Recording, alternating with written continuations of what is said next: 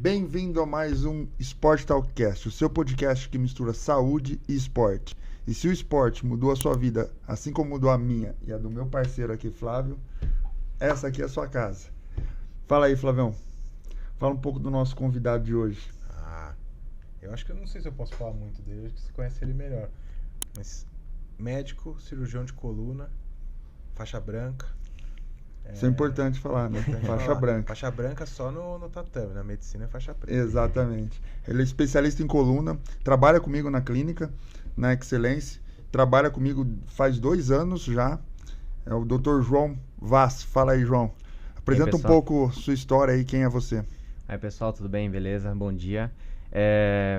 Meu nome é João, né? Eu nasci em Jundiaí, fiz faculdade lá em Ribeirão Preto, na USP Ribeirão, me tornei médico lá e vim para São Paulo, fiz a residência, me tornei ortopedista pela USP São Paulo e fiz coluna lá na USP São Paulo também, né? E aí depois estou aí trabalhando só como especialista em coluna, né? Faz quanto tempo você tem de especialidade em coluna já?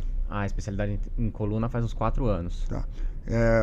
Esse podcast vai ser importante, hein, Flavião? Porque no tatame tem muita gente lá que tem dor nas costas, dor na cervical, e param, às vezes, de praticar um esporte ou nem começam por causa de dor. Eu acho que vai ser extremamente importante. Eu peguei algumas perguntas de algumas pessoas que têm problema na coluna e também tirar as dúvidas aí. O que pode, o que não pode, se realmente a coluna pode ser um fator tão limitante assim a prática de exercício físico, né?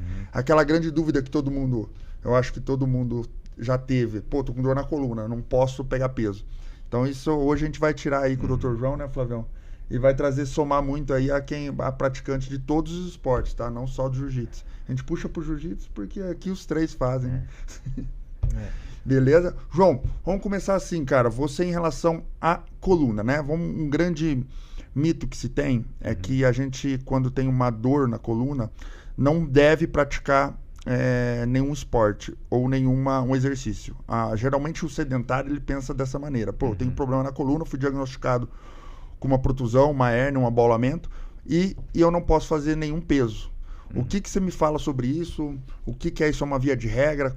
Então, assim, depende, né? Na verdade, assim, o esporte, você tem que fazer esporte, entendeu? Você tem exercício físico e tudo isso. Agora, assim, se você tá num quadro agudo com muita dor, você acabou de ter um travamento, você não tá nem conseguindo andar direito, tem que ficar deitado. Nesse momento, você tem que descansar e começar uma fisioterapia, né? Começar alguma coisa mais leve, né? Um alongamentozinho, alguma coisa assim. Mas a partir do momento que esse processo agudo já deu uma esfriada, você tem que começar a fazer exercício físico, entendeu? Tem que começar a fazer fortalecimento, alongamento. Isso faz parte do tratamento para todas as situações, entendeu? Então tem que tá exercitando a coluna aí, senão você vai só perpetuar o seu problema, entendeu? A coluna ela é cercada pela parte muscular e a parte muscular que protege ela de eventuais traumas e também o trauma do dia a dia, que é você pegar um peso, você fazer uma compra e pegar uma sacola de mercado. E eu acho que é importante você estar preparado, né? Eu costumo falar para meus pacientes que se um jogador de futebol faz preparação física, você que pratica futebol de final de semana deve fazer também, né? Sim, porque é aí que acontecem as principais lesões, né? Quem não se cuida, na verdade. Sim, com certeza, né? Por exemplo, o jogador de futebol, por exemplo, que nem você falou, ele joga futebol, ele faz a atividade aeróbica dele lá, mas ele faz fortalecimento da musculatura do quadríceps, do core também ele tem que fazer, porque também pode dar dor na coluna também, o futebol, assim como outros esportes, entendeu? Sim. É a diferença entre aquele atleta, o praticante, né, o hobbyista ali, e o de alto rendimento, né? Tem uma diferença, né? A gente sempre fala, o esporte de alto rendimento, realmente ele pode ser lesivo, né? Porque você atravessa a linha ali do que é o normal. O cara tem que ter ele sempre tem que estar colocando o corpo dele num estresse ali, muito próximo do limite ali, da falha, né? Então, uma hora ou outra ele pode falhar mesmo e fazer uma lesão, né? Isso também não impede o cara que treina assim 3 vezes por semana, não de forma competitiva, ter uma lesão, né? Você fala tem que fazer exercício, tudo, a gente fala que tem. Mas isso não impede do cara ter uma lesão, mas geralmente é porque o cara fez o exercício errado, fez alguma coisa errada e e aí se lesionou, né? Mas, no geral, né, esse risco, né, o benefício que você tem com o esporte vale o risco de você se lesionar, né, que eventualmente pode acontecer, né? Uma balança, né? Sim, Tem sim. que colocar. Isso é uma coisa que eu queria perguntar. Uhum. Qual é a maior causa de hérnia de disco, que provavelmente é o problema mais comum que eu vejo, principalmente quem faz esporte ou quem já passou dos 40, o disco ou ele vai secando, né, ficando duro, calcificando, ou vai começando a herniar. É má postura, é dormir torto, é o que, assim? Então, essa é uma pergunta que muita gente tem, né? É multifatorial, nunca é um fator só, entendeu? Tem uma questão que é genética, assim, que o paciente tem uma predisposição para ter, assim, mais que outras pessoas, né? Aí tem outros fatores, que é sedentarismo, obesidade, tabagismo, né? Posturas, assim, ao longo da vida, né? Trabalhos ou muita carga na coluna, assim, que de forma não ergonômica, entendeu? Ou traumas, tá?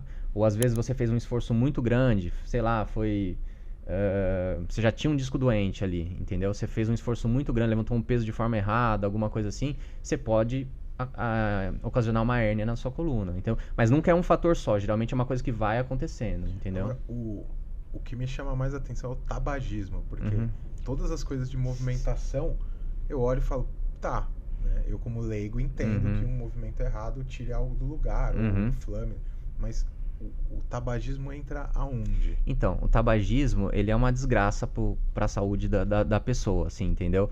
Da mesma forma que ele, por exemplo, a pele da pessoa tabagista, você pega um tabagista de 10 anos, você vê que a pele da pessoa, ela não é a mesma. Ela, tem aquela voz, né? Se você pegar dois gêmeos, perde colágeno. se você pegar dois gêmeos, um que fumou por 20 anos e um que não fumou, você vai ver que a pele da pessoa é diferente, entendeu? Do mesmo jeito que ele degenera, que ele envelhece a pele da pessoa, ele causa a mesma coisa no disco da pessoa, no disco intervertebral. Então, a pessoa, é um veneno para a coluna, assim, vários problemas, não só hérnia, como estenose, como artrose, tudo assim, o tabagismo piora, entendeu? Mas é o cigarro Marlborão comum ou qualquer cigarro? A pergunta do já denunciante. ou é qualquer cigarro? É assim, né, tem alguns cigarros, vamos supor, que não tem pesquisas feitas a longo prazo, assim, entendeu? Mas o cigarro convencional é qualquer cigarro. Agora, por exemplo, alguns outros cigarros, assim, vamos dizer maconha, alguma droga, alguma coisa assim, não tem pesquisa, mas a gente pode fazer um paralelo aí que também tem o mesmo problema, né? A ingestão de fumaça. Fumaça e toxinas que vêm junto, né? Junto da... Isso é muito relativo, depende do que você está fumando, da qualidade. Não tô fumando nada. Ufa! Que fique bem claro aí, né, Flavião? Senão vão achar que... Mas assim, é bom a gente entender, porque a gente tem, na verdade... Vamos falar um pouco da cannabis mesmo em relação a isso. Depende da qualidade, né? Nos Estados Unidos tem a cannabis medicinal, você vai numa prateleira, tem vários tipos de cannabis para determinados tipos de patologias até. E aqui no Brasil, o que a gente se sabe é que é uma coisa totalmente contaminada. Ali, então, isso daí, a gente não vai conseguir fazer um estudo sobre isso. Mas vape, essas coisas, a gente também tem fase de estudo, acho que provavelmente inicial. Agora o cigarro mesmo, o cigarrão, o Marlboro, como você falou. Esse já é bem esse consagrado aí. Hollywood. Você perde muita vascularização, né, em todos os tecidos. Então o tecido fica pobre de vascularização. E é uma boa já pegar esse insight da hérnia de disco. E, João, vamos diferenciar um pouquinho, porque assim, o que o paciente chega para mim, tem uma hérnia de disco, daí dependendo do laudo da ressonância vem lá abaulamento. Essa diferença entre abaulamento, protusão e hérnia, a gente às vezes mistura um pouco. E o que é clínica, o que é importante a gente estar levando em consideração? Então, às vezes o paciente chega para mim e fala assim, doutor, eu tenho 3 hérnias de disco, entendeu? Só que aí você vai ver o sintoma do paciente. O que é hérnia de disco? Geralmente a hérnia, ela tá dando um sintoma que é a dor lombar, né? E uma irradiação, que se for na lombar é pra perna, se for no pescoço vai pro braço. Aí você pode considerar isso como um abalamento ou uma hérnia relevante, entendeu? Quando só tá uma dor lombar, uma coisa assim, eu não considero relevante, ao menos que na imagem esteja alguma coisa muito evidente, entendeu? Aí essa dor lombar, pra mim, provavelmente a causa principal dela é uma questão mecânica, uma questão osteomuscular, entendeu? Uma contratura ali, um movimento que ele fez, entendeu? Agora, quando tá tendo sintomas neurológicos, né, que essa irradiação é sintoma neurológico, aí eu considero isso como relevante, entendeu? E a diferença, assim, entre protusão, abalamento e hérnia, assim, a protusão e o abalamento é como se fosse uma hérnia, só que assim, menor, ainda contida ali junto do disco. A hérnia é quando ela já ela extrusa, né? Ela já, esse abalamento ele já extravasou, entendeu? Então a chance da hérnia dar esses sintomas neurológicos é muito maior. Então não é porque na ressonância veio 3 abalamentos, 4 abalamentos, que o paciente tem 3 hérnias, entendeu? É um pouco diferente. Tem que estar tendo sintoma, né? E às vezes ele tem 3 abalamentos e uma hérnia, e ele fala que tem 4. Né? Mas o que está sendo relevante, onde a gente tem que trabalhar, é naquele que quando a gente olha a imagem, a gente vê que é o mais relevante, entendeu? A extrusão é quando você tem o disco, aí a vértebra, aí tem o disco no meio. É aquela quando parece que você pisa na bexiga, ela não estoura, né? Que a bexiga deforma, ela faz Não, a extrusão ela já estourando. Isso aí é assim, ó. Isso aí é um abalamento, que ele faz um abalamentozinho, assim, entendeu? Esse é o exemplo clássico da bexiga. O abalamento é a bexiga quando uma vértebra ela empilha na outra e o disco ali faz esse abalamento. Ou protusão. Protusão é um pouco... Essa diferença de abalamento e protusão é uma bexiga que ela abaulou, mas está difícil de estourar. A protusão é que ela está quase estourando, e a hérnia, quando estourou, extravasou o líquido, que seria uma água, não uma bexiga de ar. O disco intervertebral, ele é composto por uma camada externa mais fibrosa, né? E uma camada interna meio gelatinosa, né? A hérnia é quando tem uma fissura nessa camada externa fibrosa, e esse componente gelatinoso, ele extravasa, ele sai para fora, assim, entendeu? E aí ele causa esses sintomas aí, entendeu? A protusão não, essa camada, a camada não ele ainda tá contido, assim, ele tá abalado, né? Mesmo esse abalamento pode causar uma compressão. Entendeu? Isso é importante, porque assim, aonde você tem o abalamento, dependendo da raiz que pega, aí é o sintoma. Daí você vê o sintoma se condiz com aonde está o local da lesão, aí sim, provavelmente pode ser da hérnia ou do abalamento. Eu já fiz uma extrusão num daqueles de demonstração, então. Eu tava no consultório do meu amigo e ele veio me mostrar. Ele falou, é isso aqui e tal. Eu falei, deixa eu ver. Aí quando eu apertei, estourou a hérnia. Foi na parede, ficou toda vermelha. Ele começou a me xingar. Pô, cagou a parede, cagou meu negócio. Eu falei, não, eu peço outro. Não precisa nada. Mas vamos pegar esse insight que você colocou, falar sobre hérnia aguda e hérnia crônica, né? Porque assim, isso daí foi uma aguda, né? Foi um trauma que você fez. Existe a crônica que vem devagar. Vamos diferenciar um pouquinho aí, João. Então, assim, geralmente, né, a hérnia crônica, primeiro você tem uma agudização, né? A hérnia, quando ela se forma, né? Ela dá um sintoma muito forte, o paciente fica travado, ele fica... porque tem todo um processo, tem um processo compressivo e tem um processo inflamatório, né? Esse líquido, tem muitas citocinas inflamatórias ali, entendeu? Então, o sintoma é muito vivo, entendeu? E aí, geralmente o paciente toma medicação, faz fisioterapia, essas coisas. E isso aí pode regredir naturalmente com tratamento conservador e o paciente ficar...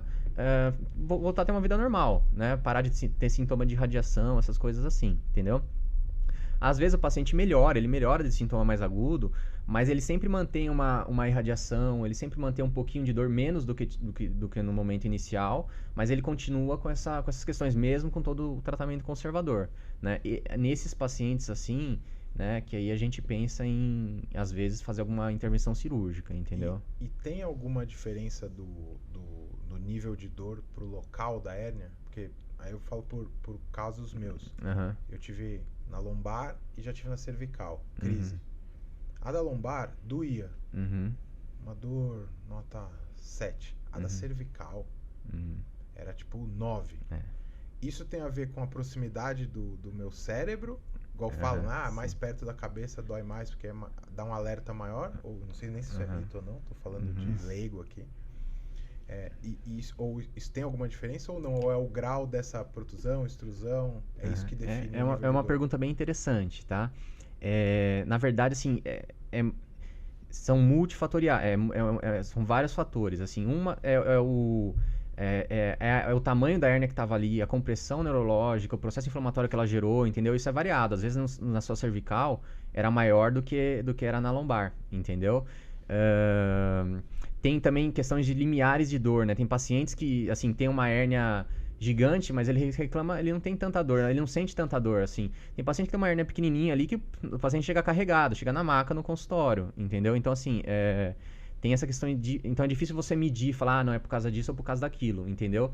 Mas, assim, eu vejo, né, no meu consultório, mas isso não tem nada comprovado, né? Não é porque tá mais perto, né? Porque... Né? Mas eu vejo que hérnias cervicais, geralmente os pacientes, quando tem sintoma, é uma coisa bem viva, assim. O paciente, às vezes, tem paciente que eu falo, olha, eu ofereço tratamento conservador, né? Aí eu falo, ó, e tem também o tratamento cirúrgico, né? O paciente na hora fala assim, ó, cirurgia. Porque ele não tá aguentando, assim, entendeu? Ele tá, assim, ele não tá conseguindo mais viver daquela forma, assim, entendeu? Mas tem todos esses fatores aí que tem que avaliar. O próprio Muzi passou aqui, né? Operou de uma hérnia cervical, foi bem assim. Tipo, ele começou com uma dor, não deu muita importância, pô. A gente tem crises de dor lombar ou cervical durante a vida de 2 a 3, sem ter problema grave nenhum. Só da parte do estresse do ligamento ali, de inflamatória. Por exemplo, eu com 14 anos já acordei com uma torcicolo. Tipo, passou durante um tempo, não era nada, no caso. Então, ele começou, ele não deu muita importância, mas depois começou a perder força. E daí perder movimento. Aí foi para a emergência ali Aí é um fator... Sintomas neurológicos, quando vai acompanhar da dor e sintomas neurológicos, já começa a ser um sinal de gravidade, né? De urgência, que aí você tem que resolver o mais rápido possível, né? Porque a lesão, se você demorar muito, ela pode ser permanente, né? A minha na cervical, eu vi que começou a cair coisa da minha mão. Começou a cair coisa. Tipo, peguei sei lá, uma maçã, pum, caía. Aí pegava um papel, caía. Aí depois de um tempo começou a vir uma dor no trapézio, aí depois quando deu a crise mesmo, aí eu sentia meu braço, senti o braço ficar dormente por uns 2 meses. Aí fui tratando, físio, medicação e tal, liberou. O que é importante, assim, a gente ligando aí só ao esporte, teve vários atletas que já passaram por cirurgia de hérnia de disco, MMA, jiu-jitsu, e assim como outros. E você não se limita, né? Por exemplo, o Patrick Pitbull passou agora por uma cirurgia de hérnia endoscópica. Eu vi. E tá voltando já para lutar, inclusive vai disputar o cinturão. Provavelmente vai disputar o cinturão que agora o PFL tá junto com o Bellator. Mas um pouco tirando essa parte aí que eu gosto de falar, puxar para o MMA, mas assim, outros esportes, assim, a gente tava falando sobre impacto, né? O quanto o impacto é prejudicial ou não, né? Porque a gente pensa, pô, o esporte de impacto, o jiu-jitsu dá muito impacto, a corrida dá muito impacto. Fala um pouquinho sobre essa diferença. Então, isso é um mito, na verdade, tá? É lógico, que nem a gente falou do futebol, né? Você tem, para você começar a fazer um esporte de impacto, você tem que ter um preparo muscular, né?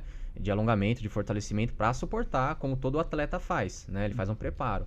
Mas foi feita pesquisa nos Estados Unidos, né? Pegaram corredores, né? De longas distâncias, no momento zero, fizeram uma ressonância nos corredores e depois de 700 quilômetros corridos, né? Fizeram uma outra ressonância, entendeu? E não viram diferença nenhuma nas imagens, né? Mas é uma dúvida bem comum que muitos pacientes têm.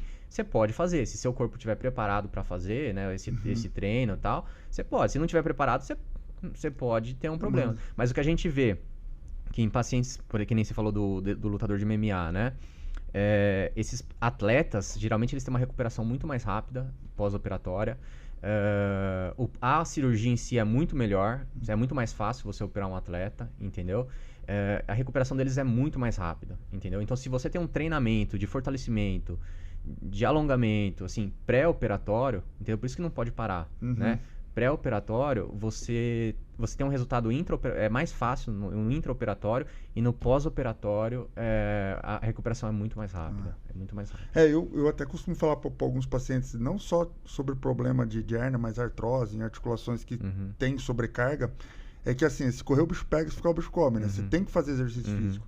Se caso você estiver impossibilitado de fazer, claro, com a técnica adequada, às vezes tem que perder peso, é um estudo que a gente tem que fazer, que por isso que o João falou, é multifatorial e multidisciplinar. Sim, né? Com certeza. Mexe com a cabeça, mexe com a parte de alimentação, nutrição, mexe com a parte de exercício físico. E eu já vou dar o gancho aí para a nossa clínica. Né? O João é sócio meu da Clínica Excelência, ele está lá comigo. A gente está há 2 meses já com a Excelência ativa no no nosso jeito de atender, que é realmente identificar o paciente com uma equipe multidisciplinar, onde a gente tem lá fisioterapia, tem eu que sou da parte de ortopedia geral e também da nutrologia esportiva, tem o João que é especialista em coluna e a gente tem especialistas em todas as áreas, né, João? Sim, e a nossa ideia, quando a gente conversou e foi agregar um ao outro ao tratamento, foi exatamente isso. Pacientes, por exemplo, obesos. Aí você chega no consultório e você explica que ele tem que fazer exercício físico, mas ele fala que tem uma protusão, uma hérnia, um abalamento de disco que não pode... não posso fazer exercício. É o contrário, né, João? Que é assim, o que você não pode fazer é o errado, sem a orientação correta. Esses pacientes, eles têm que ser mais vistos. Você tem que ter um acompanhamento mais próximo deles, mas não quer dizer que não possa fazer, né? E o que eu gostei, que me levou também a querer entrar na excelência, é que é meio uma clínica meio ideal, assim, né? Você tem tudo ali, né? Você trata o paciente obeso, que está sobrepeso, você trata também da questão do peso do paciente, da nutrição do paciente, tem a fisioterapia, entendeu? E tem as especialidades geral das ortopedias, assim. Então, é muito completo, né? A gente consegue abordar todos os pontos aí dos pacientes, né? Que eles precisam melhorar para resolver o problema deles, entendeu? Eu acho que, Flávio, a ideia nossa do consultório, eu acho que tem que ser uma ideia geral aí em relação ao tratamento, é isso, né? Nem toda hérnia é cirúrgica. E nem todo paciente é cirúrgico, né? Você tem que sempre tentar o tratamento conservador, como se fosse uma pirâmide. A gente começa, a não ser que for uma emergência, né? Quadro que... Daí fala um pouco das emergências que tem em hérnia. Sim. Assim, emergência. O que é uma emergência na coluna, né? É quando o paciente está tendo um sintoma neurológico, né? Por exemplo, o principal que acontece, que ocorre, seria uma perda de força relevante, né? Por exemplo, o paciente não está mais conseguindo levantar o pé, por exemplo, né? Mas também tem a questão urinária e fecal, né? Os esfíncteres, né? Quando começa a ter perda do controle esfincteriano, tá? Ou ele não está conseguindo fazer, ou ele está perdendo na calça, tanto fezes quanto urina, né? Isso chama síndrome da cauda-equina, tá? É uma síndrome que, assim, o paciente tem que ser operado em 48 horas seria o ideal, entendeu? O mais rápido possível, para esse déficit neurológico não se tornar permanente. Porque se tornou permanente, não volta mais. Aí o paciente tem que ficar fazendo sondagem o resto da vida, entendeu? Então, essa é uma emergência aí de coluna, né? E tem outros casos também que são mais crônicos, mas não deixam de ser emergências, que é questões de mielopatia, né? Que aí já não é na lombar, né? Ou é torácico e cervical, né? O problema do paciente, que o paciente começa a perder por uma compressão neurológica, né? Ele começa a perder controle de marcha, controle de movimentos finos. Isso aí tende a se agravar, tá? É um quadro um pouco mais lento, né? Mas é progressivo, né? Então também se enquadra como uma urgência, assim, vamos dizer, né? Esse negócio de perder controle aí acaba com a autoestima da pessoa. Então, e acontece, né? Mas assim, pacientes que têm convênios e são mais assim, é difícil chegar nesse ponto, né? Eu pegava muito pacientes assim esperando na fila, por exemplo. Na fila da cirurgia, né? No SUS, assim, na fila da cirurgia, a gente pegava bastante casos assim. Na vida hoje, assim, é difícil de eu pegar um caso desse, assim, entendeu? Mesmo a cauda-equina, né? Quanto você pegou hoje? Eu peguei, eu tenho o quê? 14 anos na medicina. Peguei 2 ou 3, foram muitas, assim, que chegou na emergência a esse ponto de precisar operar na... Eu peguei alguns também na urgência, em pronto-socorro, assim, né? Mas é poucos. Poucos. Geralmente é aquele paciente mais o travado, né? Que daí vem com uma mielopatia crônica e dela vai se acentuando. Isso é importante porque às vezes o paciente começa a ficar viciado em medicação, né? Então tem um limiar ali que você tem que identificar se o que está acontecendo. Por isso que o entendimento da lesão, ele não é só o entendimento da lesão, né? É do paciente também, né? Para você saber indicar o melhor tratamento. E deixa eu voltar um pouco aqui quando a gente estava falando de impacto. Porque tem provavelmente um mito, aí você vai me dizer se é mito ou não, da calcificação do disco, né? Por que ela acontece? Idade é uma coisa comum? Já me falaram que é impacto, porque também a partir de uma certa idade eles vão calcificando naturalmente, né? Então, assim, não é o impacto, né? É uma questão degenerativa, né? É uma questão que isso vai acontecendo conforme o paciente vai envelhecendo, certo? Tem vários fatores aí que é a mesma coisa que você me perguntou. É multifatorial, entendeu? Mas o principal, assim, é o envelhecimento do paciente, entendeu? Tem uma questão genética, tem questão de sobrecarga, tem questão de artrose e tudo. Geralmente essas calcificações não vêm tanto com... Pode vir com hérnia também, mas também vem associado bem com um quadro de estenose, entendeu? Estenose é quando o disco vai degenerando, certo? Quando o disco degenera, ele perde altura, isso começa a pressionar as articulações, começa a criar artrose na articulação e hipertrofia ligamentar, né? Geralmente esses achados vêm meio juntos, assim, entendeu? Então tem a questão essa calcificação, ela vem com esses quadros degenerativos de envelhecimento, né? É progressivo, né? E é com o tempo que vai acontecendo, entendeu? Mas não é assim por causa do trauma, né? Não é assim, não é um fator só. A medula ela acaba se acostumando quando é crônico, né? Então tem até os casos de listese da coluna, onde uma vértebra escorrega na outra. Você pega raio-x, que a vértebra está totalmente desalinhada, né? E nem por isso o cara tá com uma perda de força e sensibilidade, porque como foi devagar, por estresse ligamentar, por genética, por N fatores, igual o João falou, a medula vai se acostumando diferente de você tomar uma porrada. Sim. E daí a vértebra escorregar de uma vez. Ela não está acostumada, aí ela lesiona. Aí, porque quando isso acontece com um trauma, né? É isso que você, além provavelmente vai acontecer uma fratura junto, mas além da fratura, vai ter uma lesão ligamentar, né? E quando tem lesão ligamentar, isso tem uma instabilidade, né? Então, geralmente, isso é cirúrgico, né? Aí não tem o que fazer, tem que fazer. É o mais rápido possível. Tem que fixar, exatamente. O paciente pode ficar paralítico se não fixar, entendeu? Inclusive, se a lesão for Agora, secção, a espondilolistese, que é esse escorregamento de vértebra, aí tem várias razões, né? Tem uma que dá até em jovem, né? Que o paciente nasce com isso, né? E que o tratamento principal não é fazer... É fazer exercício físico, né? Manter atividade física, essas coisas assim, entendeu? E agora, se tá dando sintoma, qual é o sintoma relevante? É dor que tá irradiando pra perna. Você tenta primeiro... Na coluna é sempre assim, você sempre vai tentar primeiro o tratamento conservador, entendeu? Se não estiver funcionando, você espera uns 3 meses, né? Às vezes o paciente prefere esperar uns 6 meses, de 3 a 6 meses, não tá funcionando... Aí você pode pensar em fazer uma cirurgia aí de descompressão, né? E eventualmente artrodese para, nesse caso, de escorregamento da vértebra. Né? Existe também infiltração, né? Que é uma maneira da gente também entender a lesão, às vezes. Infiltrar né? o disco? A gente fala um pouquinho, João. Então, na verdade, sim, a gente não infiltra o disco, né? O que a gente faz? A infiltração tem várias funções, tá? Uma função, às vezes, é um teste diagnóstico, que nem que era que você estava falando. Às vezes o paciente tem uma alteraçãozinha ali, mas você não sabe exatamente... Ou tem várias alterações, você não sabe exatamente aonde que está esse problema na coluna do paciente. Só que você está desconfiando que é um ponto ali. Então, você vai próximo do nervo, né? Do paciente ali, entendeu? E solta um anti-inflamatório e um anestésico local. Se o paciente melhora, você sabe que é ali que está o problema do paciente. Então, aí você já vai fazer... Se você for fazer alguma abordagem, você já vai direcionado naquele ponto para melhorar o quadro do paciente. Tem outras formas também de usar a infiltração para alívio da dor, né? A infiltração não dá para falar assim, ó, vamos fazer que vai funcionar, você vai ficar bem. É assim, você faz. Eu já tive paciente que eu fiz há anos atrás, o paciente tá bem até hoje. Tive pacientes que ficou bem por um tempo e depois a dor foi voltando. Porque ela tira o processo inflamatório local ali, entendeu? Mas o processo compressivo às vezes continua. Entendeu? Não tem... Para tirar o processo compressivo é com cirurgia mesmo, né?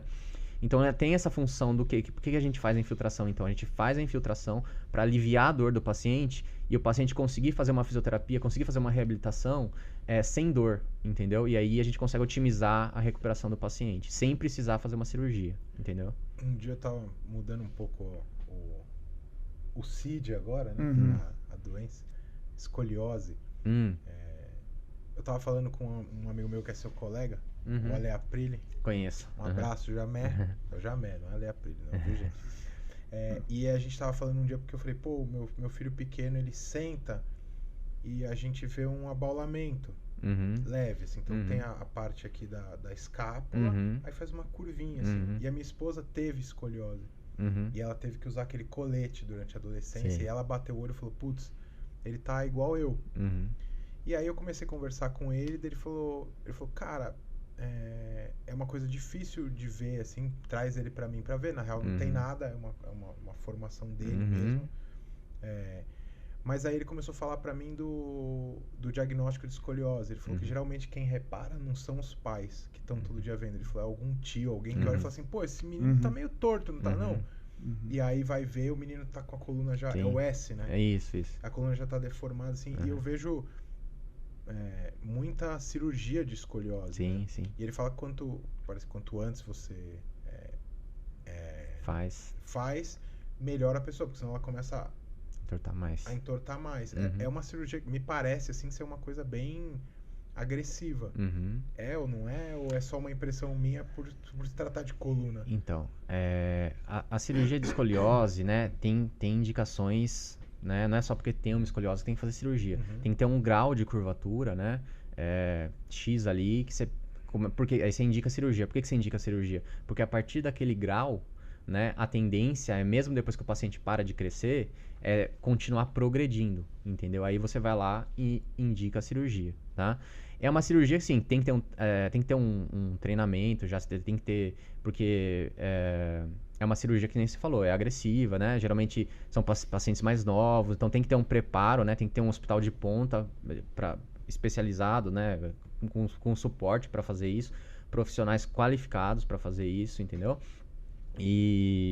Mas é isso, geralmente a progressão da curva, que nem você falou, ela é lenta, né? Geralmente ela é lenta, então por isso que você está vendo todo dia ali, você não percebe, entendeu? Eu recebo muitos pacientes que foram fazer um raio-x de tórax, aí o pediatra falou, olha, você tem escoliose, passa no médico, aí eles chegam para mim, né? Geralmente são escolioses pequenas, entendeu? Mas os casos graves, né? Assim, que a gente considera uma curva grave, geralmente precisa de cirurgia, né? E é uma cirurgia que tem que estar... É que nem decolagem de avião. Tem que estar tudo pronto, tudo certo, tudo certinho para começar, entendeu? Para não ter nenhum problema. Se tiver algum problema, a gente consegue resolver ali na hora, entendeu? E obviamente esses raios-x que eu já vi são casos mais acentuados, né? Que a pessoa já tá curvando. Sim, sim. Né? A criança já tá ficando torta assim. Agora, uma pessoa que tem uma escoliose, tipo, leve, vamos chamar de, eu não sei como fala, mas um grau mínimo ali, o que isso acarreta para ela? Olha, um grau mínimo, na verdade, assim, a coluna normal, tá? Em geral, da população normal, ela não é reta. Porque a gente tem uma assimetria de musculatura, que isso joga a coluna para um lado ou para outro, entendeu? Então, até 10 graus de curvatura, a gente considera normal, entendeu? De 10 a 20, a gente considera leve, tá? Aí de 20 a 40, moderado, acima de 40, grave, tá? Geralmente, para todos os graus, tá, de escoliose, você não tem limitação nenhuma, assim, ao menos que seja muito grave, né, curvaturas muito acentuadas, você não tem limitação nenhuma para nenhum exercício físico, né, para se movimentar, nada assim, você pode ter uma vida normal, né, você tem que fazer o acompanhamento, geralmente são pessoas em fase de crescimento, né, você tem que fazer acompanhamento a cada 6 meses com o médico, alguns casos tem que usar colete, o colete é indicado para curvas moderadas, tá, entre 20 a 40 graus, né, abaixo disso não está indicado, acima disso não adianta. Geralmente o paciente fase de crescimento, né? Isso, geralmente fase de crescimento. Onde a curva aumenta de tamanho rápido. E o colete não quer dizer que não vai evoluir. É uma tentativa ali de tentar evitar a progressão da curva, entendeu? Mas assim, em termos de atividade, assim, os pacientes estão autorizados a fazer exercício físico, fazer atividade normal. E não é porque tem escoliose que tem dor, tá? Várias pesquisas já mostraram, o paciente chega para mim, tem escoliose e tem dor. Eu explico pro paciente, você tem escoliose, mas geralmente a dor é por sua dor lombar, sua dor no pescoço, é por uma questão, geralmente, né? A gente faz exame para confirmar tudo, mas geralmente é por uma questão mecânica de sobrecarga, que o paciente precisa ir trabalhar com alongamento, com fortalecimento. Aí já a gente volta para aquele mesmo ponto, né? Do exercício físico regular, né? Às vezes uma fisioterapia, uma coisa assim pra... Não, o Usain Bolt tem escoliose. O cara mais rápido do mundo tem escoliose. Então não é adaptativo, né? Escoliose não é um fator... Isso era muito comum ver mais antes no consultório. Então, muitos médicos já davam um diagnóstico. Você tem dor na lombar, também você tem escoliose. O paciente chegava no consultório e falava, pô, eu tenho dor porque eu tenho escoliose. Aí você vai ver a musculatura totalmente frágil, os paravertebrais muito fraco. Aí não é. Daí eu sempre falo assim, ó, pô, então quem tem coluna reta não tem dor, então. Então a dor não é da coluna, na verdade, é da parte de musculatura e também do estresse ligamentar. Caraca. E daí vai muito o eixo, né? O eixo da coluna, por exemplo, predisposição a ter um desarranjo muscular, quem tem escoliose tem, pode ter um pouco mais do que tem a coluna mais reta, porque você consegue fortalecer mais simétrico a parte muscular. O nosso corpo é adaptativo, ele vai se adaptando à parte muscular para aquele eixo ser funcional. Essa questão de exercício e mobilidade é muito louco, né? Porque muita coisa se cura ou se atenua com isso, né? Eu não sei onde eu vi esses dias, aí vocês me dizem se é verdade ou não, que quanto mais massa muscular você tem durante o seu processo de envelhecimento, menor cai o risco de você ter algumas doenças graves, assim, cai bizarramente, e principalmente musculatura de perna, que é o que a galera odeia treinar. Né? Mas é o que sustenta a gente, né? Tem uma questão, acho que tem uma questão metabólica, que a musculatura da perna, ela é a maior, né? Ela é muito, então ela consome muita energia, né? Então, assim, para um controle, e você tá mexendo a perna toda hora, né? Você tá andando, você tá... Então, é uma musculatura que demanda bastante, né? E também não é só doença, né? É questão de quedas, né? O idoso acaba muito ficando limitado porque ele vai apresentando quedas. Se você tem um arcabouço muscular bem fortalecido, bem adaptado, além de você ter uma mobilidade maior, você tem mais proteção ali para não ter uma fratura, alguma coisa assim. Né? Mas acho que dessa questão metabólica o Matheus consegue falar até melhor, né Matheus? Na verdade, o nosso sistema não entende o que é perna, o que é braço, o que é peito. Então, quando você está se mexendo, ele entende que você está vivendo. Quanto mais se mexe, mais você vive. É uma matemática meio mais fácil para explicar assim para quem está escutando. Né? O que o corpo entende quando você está parado? Que você está em processo degenerativo, que você está morrendo. Então, por exemplo, vou dar um exemplo para ficar mais fácil. E daí você leva isso para o músculo. Se eu pegar você hoje aqui, botar aqui em cima da mesa, você ficar deitado, eu fizer um raio-x hoje e um raio-x daqui 60 dias, seu osso vai começar com osteopenia, caminhando para a osteoporose, porque ele não está sendo submetido a estresse. Então o seu organismo entende que não precisa jogar cálcio para lá. E daí acaba o osso fragilizando. Se eu começar a fazer exercício físico com você, o que acontece? Seu músculo vai ser submetido a estresse. E daí o nosso organismo é inteligente e preguiçoso. Então, se você não está usando, ele não joga o que precisa para lá. Se você está usando, ele joga mais.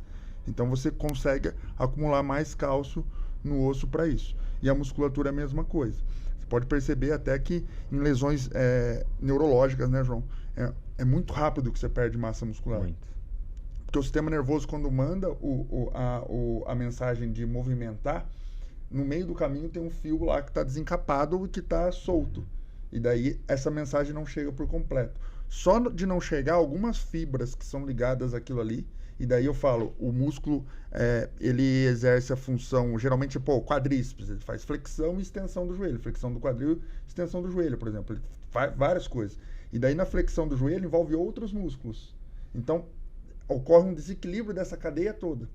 E daí, quando acontece esse desequilíbrio, é quando o paciente começa a ficar com mais dificuldade de marcha, de andar. Então, assim, a hérnia de disco, ou qualquer lesão de disco, ou uma artrose mesmo, você tem que ter uma balança sempre ali. Você vai vendo tanto a gravidade junto com a clínica. E daí, quando você soma isso, você fala, melhor fazer a intervenção agora, senão depois pode ficar ruim, porque pensando em massa muscular, perder muita massa e ter dificuldade de recuperar. Então tem um momento certo. E isso eu acho que é muito experiência da equipe multidisciplinar. Falar, cara, o cara não está conseguindo mais fazer... geralmente quem pede é mais o paciente, às vezes. Cara, não estou conseguindo fazer nada. O cara tem que fazer. Geralmente é. O paciente... Né? Você fala, vamos fazer uma fila. Você fala, já tentei tudo isso. Não quero, eu quero operar. Então, às vezes, e também tem a questão da dor, né? Às vezes o paciente está com uma dor muito absurda, né? Ele quer se livrar, entendeu? Aí ele quer ir para a cirurgia. E essa questão da musculatura das fibras, né? A gente consegue ver isso no exame de eletroneuromiografia, né? A gente consegue ver num exame que mostra que tá tendo desnervação ali, entendeu? Por uma lesão na coluna. É um exame bem legal de fazer. Coloca umas agulhas... E passa um choque. Passa um choque no nervo. Mas é um exame extremamente necessário para a gente testar se aquela dor está impossibilitando por causa mecânica. Por exemplo, estou travado da coluna porque estresse ligamentar. ou não, se é realmente uma dor neurológica.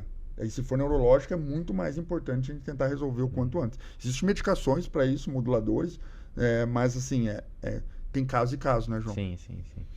Quando tá dando resposta ali o paciente pode estar sentindo dor e a eletroneuromiografia tá normal, tá? Porque aí só tá pegando fibra sensitiva, tá? Mas se tá pegando fibra motora já, ele vai dar positivo, entendeu?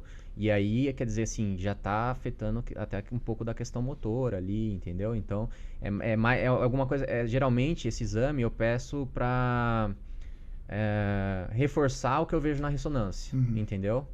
Né? Ou às vezes quando eu tô com alguma dúvida na ressonância eu peço o exame pra ver se tá batendo ali, entendeu? Cara, é legal falar sobre exame. Você falou de eletro, mas a ressonância. Tem muito paciente que chega, a primeira coisa, tô com dor na coluna. Vê uma ressonância pra mim, tipo assim, eu costumo falar, pô, estudei 14 anos, se fosse só pra isso, não precisava de vir aqui, né? Só o carimbo. Ressonância Exato. Vamos falar um pouquinho sobre isso.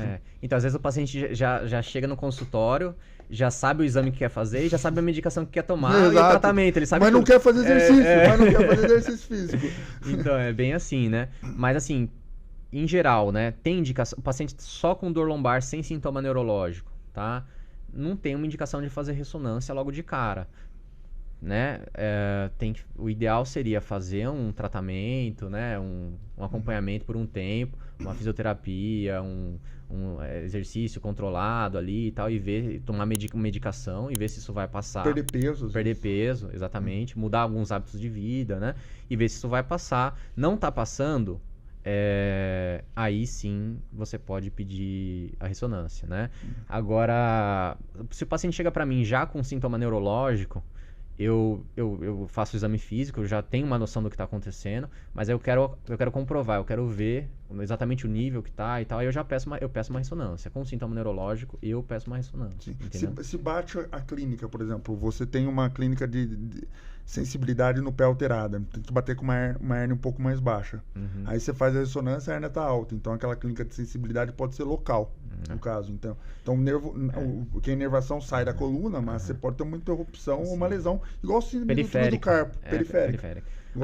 Aí seria bom fazer uma eletroneuromiografia. Exato. Entendeu? Porque a eletroneuromiografia consegue ver que ponto que tá... Esse exame eu não conheço. Tomara que você não conheça. É agulha tipo de acupuntura ou o cara te enfia agulha tipo injeção? É tipo um eletrodozinho. É um eletrodozinho. É um eletrodozinho. É tipo é uma agulhinha bem fininha, assim, mais ou menos desse tamanho. Assim, mas qual que é a parte ruim? Porque os estímulos. Já tomou aquele choquinho? Exato. Só que assim, é um estímulo nervoso, é um estímulo ali, num choquinho ali. Aquele tranquilo. Exato, Você vai sentir ali. Tá. Eu já fiz também. Já fiz. Você teve uma hérnia? Eu tive uma hérnia, já fui operado, já. E hoje faço... Antes de eu fazer... Eu tava na pandemia, né? Antes de eu fazer a cirurgia, eu tava treinando, porque a academia tava fechada, mas eu fazia 15 minutos de prancha por dia. Não sei se era todo dia, mas frequentemente. Tinha um core fortalecido. Fiz a cirurgia, fiz no HC lá a cirurgia, conversei com o pessoal lá, fiz lá. E... fiz a cirurgia aberta, não fiz nem endoscópica, né? Depois eu fiquei uns 15 dias com dor, a dor foi diminuindo, né? Até o 7º dia tava um pouco mais forte, depois foi diminuindo. Lá pro 12º, 15º dia já não tava mais com dor nenhuma. Com 20 dias eu fui correr na rua, cara. Entendeu? Já tava, tipo, eu me preparei antes da cirurgia, fiz a cirurgia, tive uma recuperação bem rápida, cara. A gente tem essa... por coluna. Hoje tem muita técnica, vamos dar essa brecha aí e falar um pouquinho das técnicas cirúrgicas, porque assim, o que acontece? Pô, você ama o jiu-jitsu, correto? Se tiver um problema, o que você vai fazer? Resolver o problema para voltar a praticar o jiu-jitsu.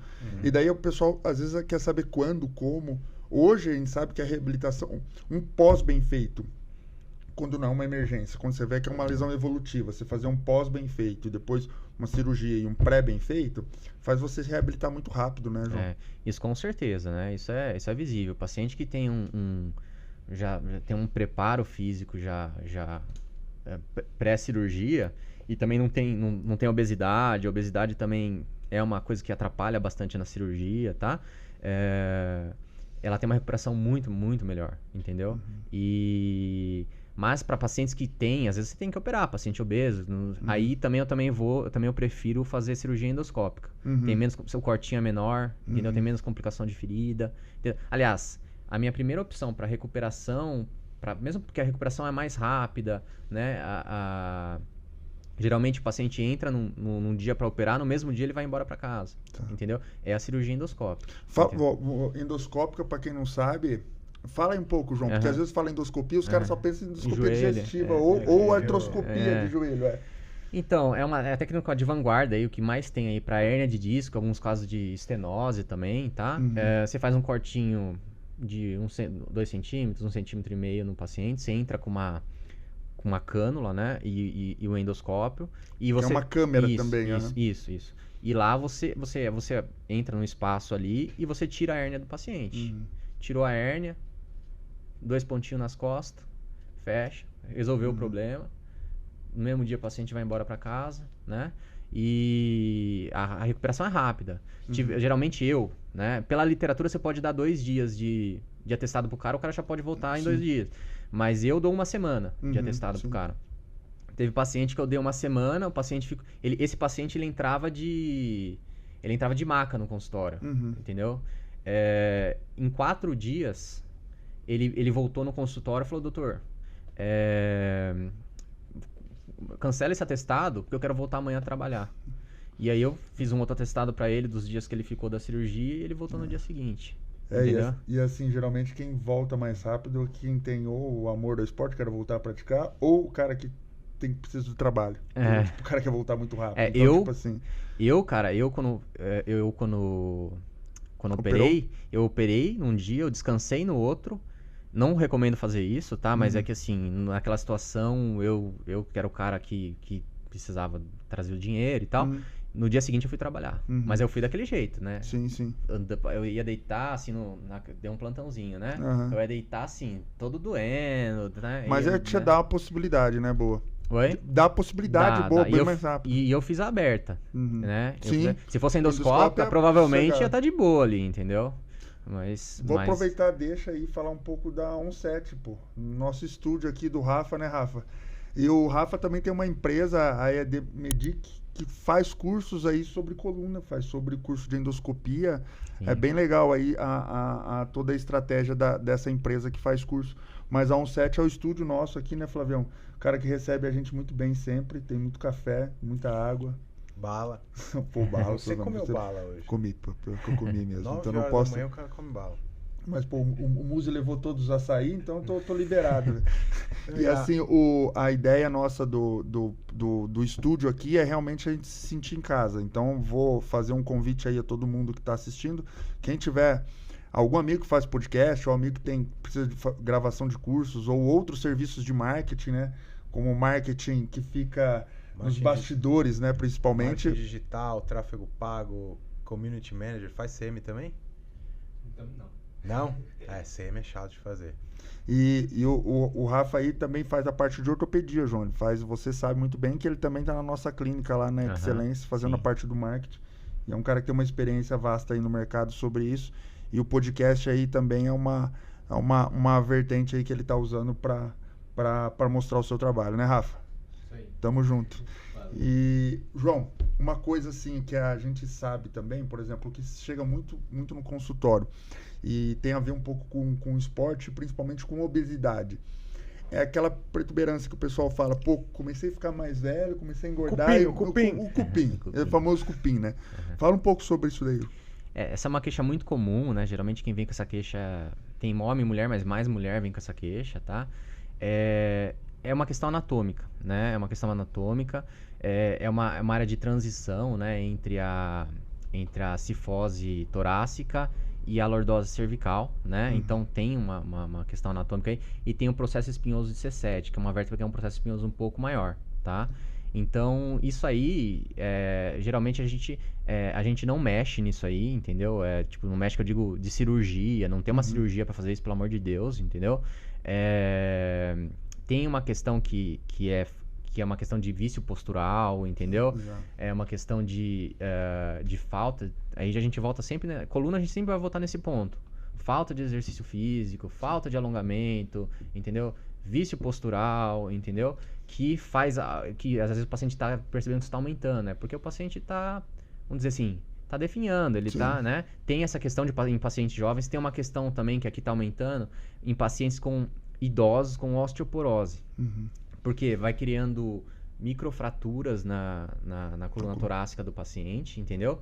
E o paciente vai envergando, né? E quando vai envergando, o paciente vai fazendo assim, né? Pra fazer uma correção da coluna. Isso, pra conseguir olhar o horizonte e vai aumentando aqui também, entendeu?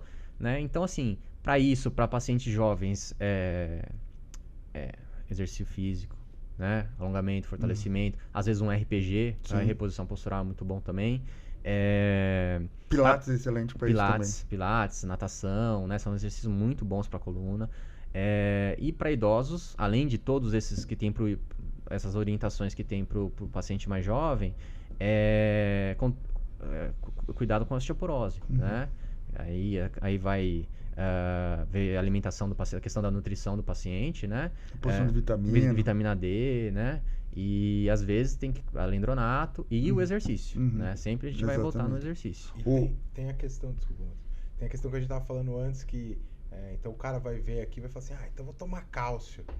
E às vezes acontece a mesma coisa, né? O cara tem uma fratura, igual você estava explicando antes, por excesso, né? E por tomar muito cálcio, sem prescrição.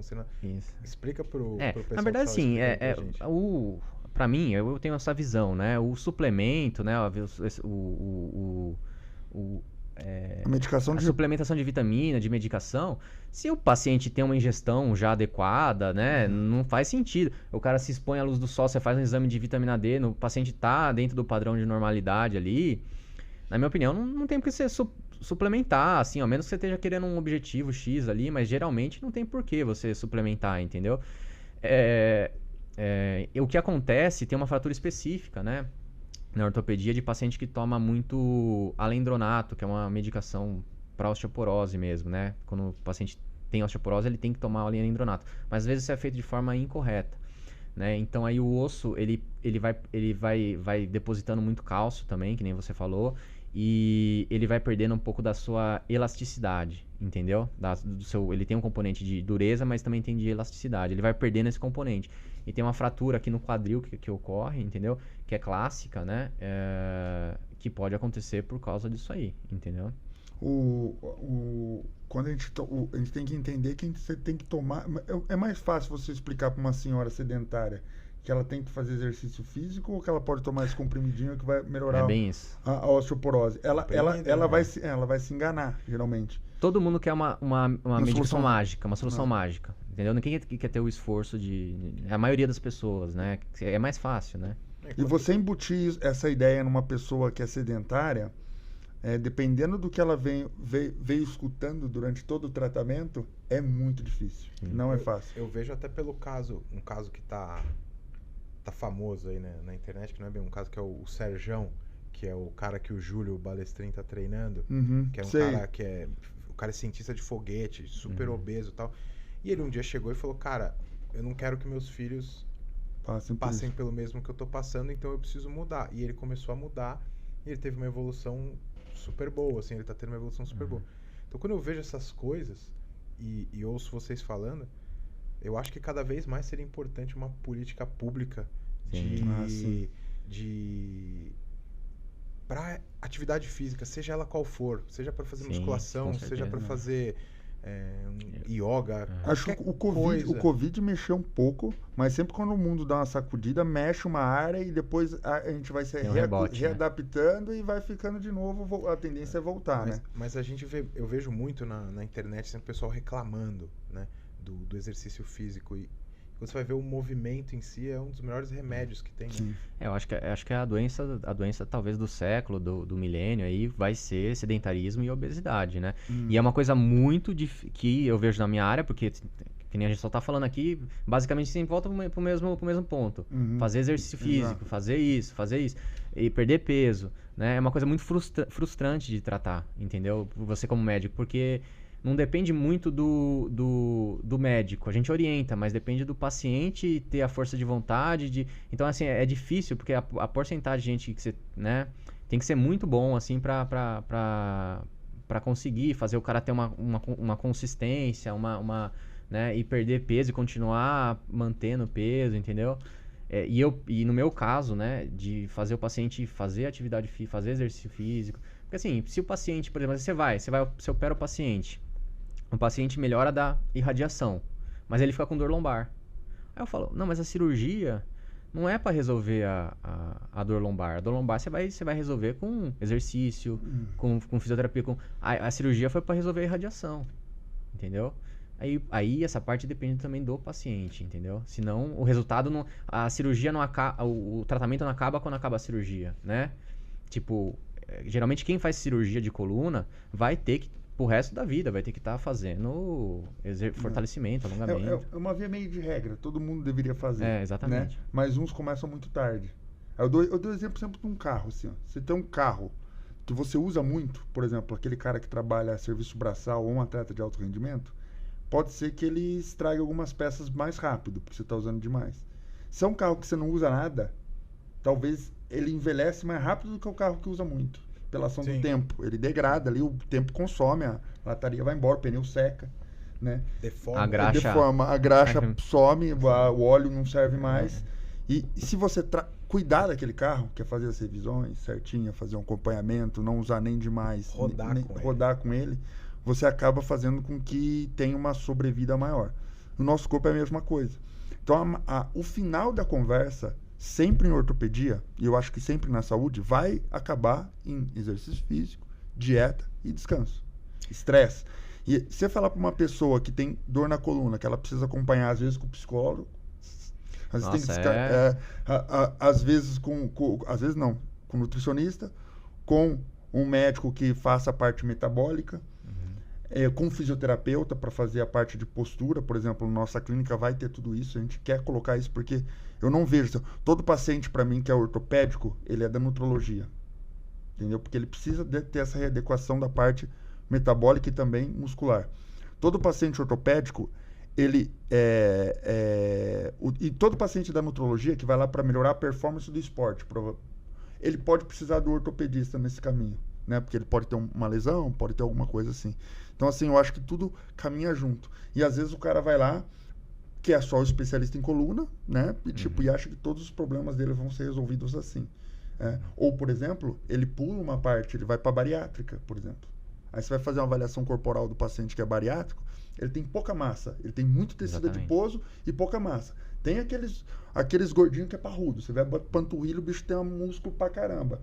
Esses, quando fazem, né, se tiver indicação, claro, ele perde massa, mas não perde muito. Mas eu já vi muito bariátrico, cara, definhar depois da bariátrica e aparecer dor em tudo. E daí é muito difícil, porque como você vai fazer pro cara ganhar massa? O cara tem dificuldade de comer. Então a gente fala assim, né? Eu pego muito paciente bariátrico às vezes, porque eu falo, doutor, mas eu perdi peso e eu continuo com dor, né? Mas isso a gente vê muito no consultório, e acho que até, não sei se tem, mas acho que mais cedo ou mais tarde vai acabar sendo uma pesquisa sobre isso aí, né? O que a gente acredita, né? É que o paciente, ele perdeu peso, só que é uma perda de peso muito... Não é saudável, né? É uma desnutrição. As custas de massa muscular também. Ele perde muita massa magra junto, entendeu? Então a dor do paciente não melhora. Entre aspas, ele fica mais pesado. Entendeu? Ele perdeu peso, mas ficou mais pesado. Porque o que ele carregava antes, o músculo suportava, agora não suporta mais. Então eu pego muito pós-bariátrico também, muito pós-bariátrico. E no esporte, a gente tem que levar porque tem muita gente que tem uma aptidão física fodida. O cara, tipo assim, é muito bom no jiu-jitsu. Cara, o cara tem o corpo dele foi feito para aquilo, só que ele não cuida. E o que ele vai acontecer? Lesão. Vou dar um exemplo. Cristiano Ronaldo, fora do jiu-jitsu. Cristiano Ronaldo, cara, você viu que o cara tem lesão? Quase não tem. Quase não tem. O cara é uma máquina, velho. O cara fez o corpo. E é o que todo mundo pensa, né? Tipo, ele sempre foi muito bom, sempre acima da média, tecnicamente. Mas ele se tornou mesmo melhor por causa do físico, junto com o que ele tinha de técnica. LeBron James Porque se fosse só pela técnica, talvez o LeBron é outro cara. O LeBron gasta $2 milhões por ano com preparo físico, nutrição. Óbvio, aí alguém vai ver isso aí e vai falar assim, mas também, né? Aí o cara ganha não sei quanto, aí fica fácil. Não é fácil. O cara é atleta de alto rendimento. Ele destrói a saúde dele diariamente. E também que isso não sirva de desculpa pra pessoa falar assim, mas tá vendo, eu não tenho dinheiro. Cara, você pode se mexer em qualquer lugar, na sua casa. Em qualquer lugar. Com um galão de água, com um saco de feijão, você faz exercício, cara. Eu acho que assim, a consciência que tem que ter é essa do da prática bem realizada. Porque é igual aquele mito, né, João? Tipo, tem problema na coluna, não posso fazer agachamento, né? Que o agachamento é essencial, na verdade. Só que como você fazer que é o mecanismo. Assim, tem alguns exercícios, né, que na academia que tem uma chance maior de lesionar a coluna, Exato. entendeu? Mas não é que não é pra fazer, entendeu? Por exemplo, que nem você falou do agachamento. O agachamento é o melhor exercício que tem pro quadríceps. Eu considero ali pra perna, eu considero um dos melhores, tá? Mas o que você precisa? Você precisa ter mobilidade de quadril, alongamento de disco tibial, Mobilidade de tornozelo. mobilidade de tornozelo, fortalecimento do core, entendeu? Pra fazer. E se você fizer errado, assim, a chance, você pode se machucar um pouco mais, entendeu? Então, mas é um bom exercício. Por exemplo, o leg press também. O leg press, eu falo isso para meus pacientes, tem que tomar cuidado na hora que você está fazendo. Porque na hora que você está abaixando a perna, sua pelve ela quer sair do banco. Se ela sai do banco e você empurra, você pode você força a lombar, entendeu? Então você tem que ir até o ponto de você não tirar a pelve do banco, né? Aí você vai até o ponto que tá querendo tirar a pelve do banco, aí você levanta de novo o peso, entendeu? Porque se você pode se machucar, entendeu? Alguns exercícios lá, então tem que fazer. O negócio não é que não pode fazer, é que tem que fazer correto. Vai né? com calma, né? Não queira ter igual o Muzi falou, não queira ter um resultado irreal num tempo curtíssimo. Exato. Vai devagar, vai no limite e tal, que aí você vai fazer sempre. E essa parte que ele falou mas você pode machucar também pegando uma chave que caiu no chão. Exatamente. Pode se machucar varrendo a casa, pode se machucar passeando com o cachorro. Eu não tive crise de hernia de disco botando lençol na cama. Eu botei o lençol. Botei assim, ó. Quando o lençol foi, eu fui junto, assim. Provavelmente já devia estar herniado, não sei o que. Foi a gota da gota d'água, mas... Cara, em qualquer movimento você pode se machucar. Sim, com certeza. É que o limite de mexer uma hernia de disco lá dentro é pequeno para da clínica, né? Tipo, são todos Os estruturas espaços pequenos ali, são então, espaços pequenos. O mínimo que se mexe ali, ele vai causar esse impacto em relação à clínica da dor. Flavião, não podemos esquecer, vamos falar um pouco dos nossos patrocinadores aí, senão a gente não vem no próximo episódio, velho. O pessoal não vem mais. Vamos falar um pouquinho da Fluca, uma farmácia de manipulação, uma farmácia que está há muito tempo no mercado. Ela mexe com a parte de injetáveis e também medicações orais. Então, é uma farmácia que começou na urologia. Então, ela tem uma vasta experiência em injetáveis. Ela faz toda a parte de hormonal também injetável. E agora está mexendo também com a parte de implante. É uma farmácia já bem conceituada. E, assim, é uma das farmácias que eu indico. E eu recomendo muito bem ela. E a outra é a Purple Berry, aquele açaí. Purple Berry é açaí muito bom, por sinal. A Purple Berry tem uma ideia, uma filosofia do to go, né? Que você pega e leva para onde você quiser. E se você quiser, você pode levar para lá mesmo, porque o ambiente é super legal, descontraído, bonito. E tem açaí zero, creme de manga, creme de pitaia. Você pode pôr quantos toppings você quiser. Eu sempre falo, se quiser fazer tem o grego que você gosta. Iogurte grego. Ah, você gosta bem de um gregão, né? De um grego. Não? Então. Tá. Você pode pôr quantos toppings você quiser. O topping é aquele... Tem gente que gosta de leitinho, quem tem um paladar mais infantil, né? Gosta de leitinho, gosta de granola. Você pode pôr quanto você quiser. Pode fazer um copo só de toppings, se quiser, só de cobertura. Pode misturar um com o outro. Tem bagel também, né? Tem várias unidades. Itaim, deixa eu ver aqui onde mais. Itaim, Shopping Vila Lobos, Berrini, Tatuapé, Álvaro Alvim na Vila Mariana, Pinheiros, Moema. Então, onde você quiser comer um açaí bom. E tem pra entrega também? Tem pra entrega. Tem, no iFood. Com certeza. E, se eu não me engano, eles têm um delivery próprio também. E o Muzi aprovou, pô. Se o homem aprovou... Nutricionalmente é bom? Ótimo. O açaí deles é um açaí mesmo puro. Então, assim, é feito mesmo da fruta ali, não é um sorvete só, né? O que a gente encontra aí no mercado, às vezes, é um sorvete. É o sorvete de creme da Que Bom e tá em açaí. Exatamente. Então, assim, a qualidade realmente é muito boa. Batido com um monte de coisa, doce pra caramba. Enfim, vai nele que não tem erro. E também temos aqui o Masters da Meia. Exato. Aí, ó, esse curso aí... O curso que fez o doutor parar de apanhar de mim. Porra. Quando que foi isso que eu não sei ainda? Você na faixa... Você é faixa azul, né? Não. É roxa já. Roxa. O melhor curso de construção de guarda que você vai achar são mais de 230 aulas, né? Que o Fernando Reis, 2 vezes campeão mundial, 9 vezes campeão brasileiro, 2 vezes campeão europeu, montou. Ele passou quase 2 anos montando esse curso. Lá você vai ter todos os conceitos básicos da meia guarda e guarda X, guarda laço, guarda aranha, guarda fechada, o que você quiser. E tá O João que é faixa branca. pode fazer, é excelente. Ele não pra vai, quem é vai faixa- ter que comprar agora. Vai comprar. Já vai sair aqui já com um ticket Vai a ter um mais. descontinho aí, pô? Tem, já tem. tá- Tá é em esse, promoção. Tá em promoção, então aproveita, tá? A gente depois vai botar aqui vai passar agora o vídeo do Fernandinho contando aqui a promoção. E pra quem é faixa branca é excelente, porque quanto antes você aprende a jogar, fazer guarda, é o que vai salvar a tua vida, é o melhor pra você, né? Jogar por cima é obrigação, jogar por O baixo João é tartaruga. é o que salva a tartaruga. Caiu de baixo, ferrou-se. Cai de em cima é um leão, de barriga baixo é pra uma cima, tartaruga. assim, fica lá, não consegue se mexer. Mas é o padrão de todo mundo, cara. Todo mundo passa por isso. E isso é bom, sabe? Porque assim, o jiu-jitsu é adaptativo, né? Então, assim, não é porque você tem um problema na coluna, entre aspas, que você não pode estar praticando. Você vai praticar com aquela orientação e daí o curso de meia aí vai te dar Pô, muita eu dica. já operei a coluna já. E você faz jiu-jitsu? Tô fazendo jiu-jitsu. Começou, né, João? Começou fazendo, parou, voltou Sim, a fazer, isso, mas isso. não foi a limitação da coluna em si. Flavião tem. Eu tenho hérnia de lombar, tinha, né? Ela regrediu. Uhum. Isso pode acontecer. E de cervical eu ainda tomo uns choquinhos às vezes. De vez em Se alguém quando. pressionar a minha cabeça, Aham. der tranco, dá uma irradiada, assim. Sei. Mas a crise mesmo, graças Passou. a Deus. Não Vamos ver o tive vídeo mais. aí, né, do Fernandinho. João, vamos agora dar um rumo aí final à nossa conversa aí em relação à coluna, tudo que a gente falou sobre hérnia, falou sobre escoliose, falou sobre espondilolistese, falou sobre trauma raquimedular ali, umas lesões mais graves. E o contexto geral que a gente sempre utilizou foi essa relação entre fortalecimento, mobilidade, alongamento. O melhor exercício não existe, existe um exercício que você se adapta melhor, entendeu? Que você tem uma aptidão e gosta mais de fazer. O melhor exercício é aquele que você gosta. Que é o que você vai manter, Exato. né? Porque se você fizer uma coisa que você não gosta, você não vai... Você vai parar, né? Você vai... Tem algumas medicações, ou medicações que eu falo, um exemplo, que você é obrigado a tomar. Então, por exemplo, eu tenho hipertensão crônica e faço uso de captopril e ele controla a minha pressão. Eu sou um diabético, tenho que tomar metilformina, no caso, porque você tem que tomar. Você tem já instalado o problema. Por exemplo, no exercício físico, no esporte, às vezes tem algumas coisas que você é obrigado a fazer. Então, a preparação física, você é obrigado a fazer para estar frequentando o esporte. Por quê? Porque ela vai fazer prevenir. Então, quando você pensa no exercício, você pode pensar em ele numa coisa chata, ou uma coisa que você não goste.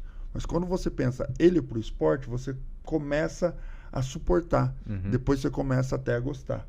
Amar é o fisiculturista, tá? Quem ama musculação, pegar peso é o fisiculturista. É o esporte dele também. Agora, a gente, por exemplo, eu aprendi a gostar da musculação. Por quê? Porque ela melhora o meu jiu-jitsu. Então, assim, você tem que aprender a gostar da musculação. Você, não gosto muito de esporte, mas você tem que aprender a fazer musculação para cuidar do seu filho. Entendeu? Porque você vai ter uma demanda funcional ali para fazer uma compra do mês. Porque às vezes o cara não... Então, quando você pensa no que você está fazendo, às vezes da musculação, às vezes você tem aquele, vou lá pegar peso. Mas quando você pensa que ela melhora para você tá tendo uma saúde, eu acho que é essa visão que o pessoal tem que ter, né, João? E em relação à coluna, fala aí um pouco sobre tudo isso daí que você me falou, só que um resumão aí, do que o paciente, um atleta, um paciente, um sedentário ou um atleta de alto rendimento precisa aí de manejo para a coluna em um geral. Tá. Pensando especificamente, assim, tem que fazer exercício, né? O principal exercício é aquele que o melhor exercício é aquele que você gosta de fazer, porque é o que você vai manter, tá? Mas assim, pensando num exercício específico, que eu falo para meus pacientes, né? O básico do básico, tá? A gente fala para o paciente ter um fortalecimento do core, entendeu? Que o core, que é? A região abdominal, tá? E a musculatura paravertebral, certo? Você pode fazer isso, o exercício básico seria fazendo um abdominal, fazendo exercício de prancha estática, né? Existem outros exercícios mais complexos, mas entra um pouco naquela parte do agachamento. Você tem que ter uma orientação, já tem que ter um alongamento, já tem que ter outras coisas para fazer. Por exemplo, levantamento terra, por exemplo, né? Você pode se machucar fazendo, tem que tomar cuidado. E se não é só alongamento, qual a principal musculatura para alongar, tá? É bom você ter alongamento no corpo inteiro, né? Né? Mas a principal, pensando na coluna, seria os isquiotibiais, a musculatura posterior da coxa, tá?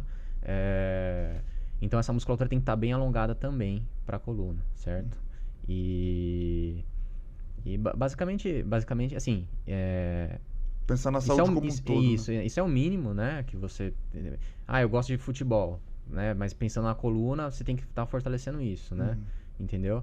Então, é o mínimo que tem que fazer, né? Tem que ter fazer um exercício. Para sair do sedentarismo são 150 minutos por semana, pelo menos, né? Então, acho que o básico, assim, é isso, né? Que tá sempre, quase sempre indicado aí manter a atividade 150 física. minutos? A gente tá falando de 20... 2h30, né? É o total da semana. São 20 minutos, mais ou menos, por dia.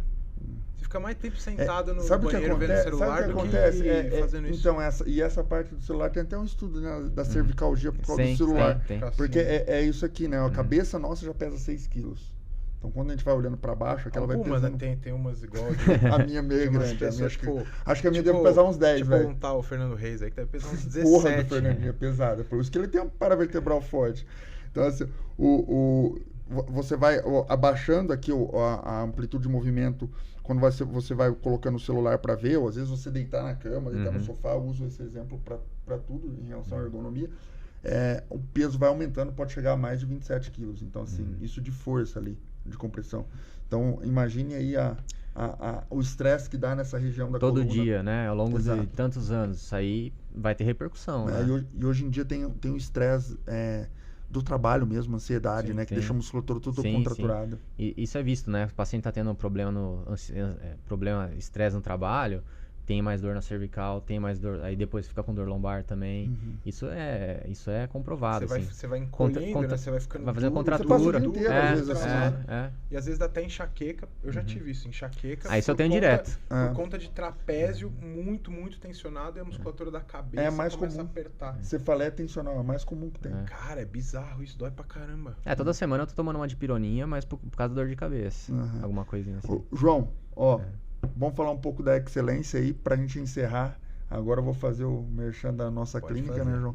E em relação à ideia que a gente teve, primeiro agradecer aí de você estar nesse projeto. Eu acho que para mim um especialista em coluna é essencial na clínica e o João chegou para agregar muito, assim como os outros especialistas que estão trabalhando lá. E fala um pouquinho aí da sua perspectiva aí para a clínica e chama a galera aí para quem é do esporte não ficar com medo, que lá não vai ser proibido de fazer. A não ser que for um caso que realmente você não possa fazer, né? Então, eu fiquei muito contente, né, quando você me chamou para fazer parte da Excelência, né, porque eu já conheci o projeto ali, né, que já veio de antes, né, e eu já achava sensacional, assim, entendeu? Eu já achava um negócio, né, muito promissor, assim, entendeu? E cara, minha perspectiva é a melhor possível. Acho que a gente tá crescendo, né, estamos só começando, né, e já tá bom demais já. E cara, lá é isso aí, é voltado para atletas de alto rendimento, para esporte. A gente tá bem embasado cientificamente, né? Isso tá liberado para problema na coluna, problema ortopédico, tá? E acho que a gente tá no caminho certo, né? E minha expectativa são as melhores possíveis, assim. Uma clínica bem completa, tem físio, tem nutrição, tem nutrologia. A gente consegue combater vários fatores de risco aí para problemas na coluna, né? Ou só também quem queira só ter um físico melhor, uma coisa assim, né? Então, eu acho que é uma clínica bem completa, cara. Eu tô bem contente, tô bem animado e acho que a gente vai crescer muito aí. É isso aí, Flavião. Assim, se você não quer parar e tem algum tipo de lesão, pode chegar com a gente lá, cola lá que com certeza a gente vai dar uma adaptabilidade ao seu treino, uma adaptabilidade ao seu esporte e realmente tratar do começo ao fim, né? Então a gente faz desde procedimentos menos invasivos, procedimentos conservadores, menos invasivos, como infiltração, e se precisar realmente de cirurgia. E a cirurgia que a gente tem sempre vai ser visando uma reabilitação precoce, que é aquilo que o João falou. Hoje tem técnicas ortopédicas, por exemplo, na coluna mesmo, que a gente tem mais medo. Qual que é a lesão que tem mais medo? É na coluna. Porque você sempre vai ligar o quadro do cara que parou de andar, que ficou tetraplégico. E não é isso, né? Isso daí é os casos mais extremos que ficam mais famosos em relação a traumas muito graves. Mas as lesões da coluna, elas têm tratamento. Hoje em dia, a maioria das cirurgias da coluna dá para ser feito, principalmente em atletas, pacientes jovens, né? Mas mesmo em pacientes idosos, a maioria das cirurgias hoje é feita de forma minimamente invasiva, entendeu? Com rápida recuperação pós-operatória, entendeu? Com muita segurança, entendeu? Hoje a gente entra numa cirurgia, entra uma equipe de neurologista junto, entendeu? Então se a gente encosta no nervo, o aparelho avisa a gente. Então hoje em dia tem muito mais segurança do que antigamente, entendeu? Exatamente. Então, e a maioria, acho que o meu maior volume de cirurgias é endoscópica. A maioria dos pacientes eu opero num dia e dou alta no mesmo dia. Show. Entendeu? Essa é lógico. Às vezes a gente faz cirurgias maiores, né? Uma escoliose, né, e tal. Mas vamos dizer assim, um arroz com feijão, o que mais tem são cirurgias minimamente invasivas. Feito. Galera, obrigado por ter acompanhado. Fala aí, Flavião. Dá uma despede da galera. Obrigado aí pra quem tá assistindo. Agradecer o João, não conhecia. Um cara muito simpático, passa muita segurança aí no papo que a gente teve ali fora, que você já vai ter uma consulta, né? Não, é isso aqui, como é que é essa questão aqui. Pô, muito sucesso pra vocês. Você não sabe, viu, mas ele já mandou o Pix no seu celular. Já? Já mandou. Então já. tá bom. A gente faz um bem embolado, você manda o curso pra mim. Eu mando. Vou mandar, depois eu pego o teu e-mail, libero ali o curso pra você. E é isso, muito obrigado pela presença. E sempre que você quiser, as portas estão abertas, o microfone é seu. Obrigado, vai ser um prazer aí. Beleza, João, obrigado aí, cara. Obrigado por fazer parte lá do projeto da clínica e obrigado por estar trazendo a informação, principalmente para quem assiste e é praticante de esporte. Valeu, galera. Obrigado. Valeu.